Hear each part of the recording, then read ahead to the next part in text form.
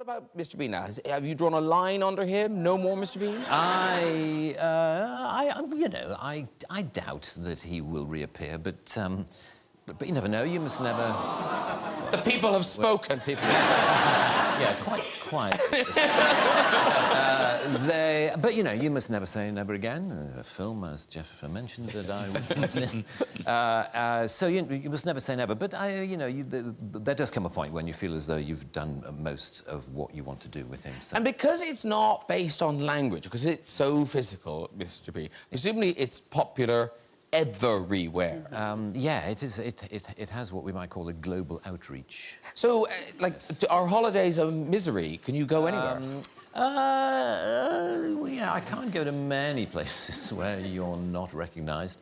And it's the... the thing I find most tricky is when people don't recognise you particularly, but half recognise you. You know, it's that strange thing where they go... And of course that means they stare. They stare a lot, and they just look. You're sort of feeling, I wish that person wouldn't stare at me so much. You know, I'd rather just, hold up a flag saying, yes, yes, it's me.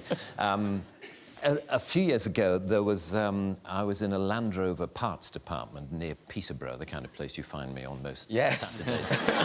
And we're waiting for car parts. And car parts, guys hang around a lot because, to get a part, the guy has to go half a mile to the back of the warehouse and then come back again, and he brings it back.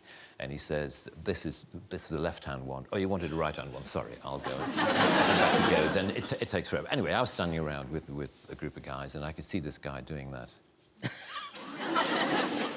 And he came up to me after a while, and he said, excuse me, has anyone ever told you that you're the absolute spitting image of that Mr. Bean? And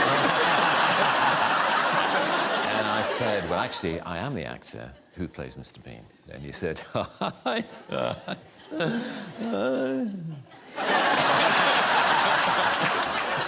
I bet you wish you were.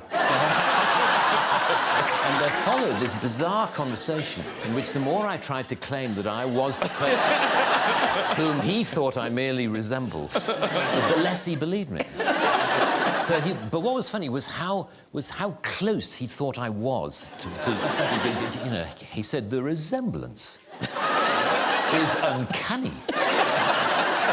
Have you ever thought of doing any, look-alike work, like, stag nights and hen nights? You can go along as Mr. Bean. And I said, no, and he said, because you can make an absolute fortune.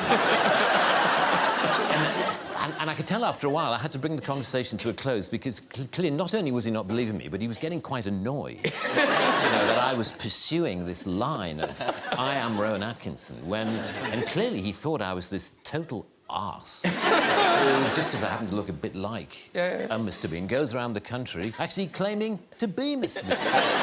What a twat.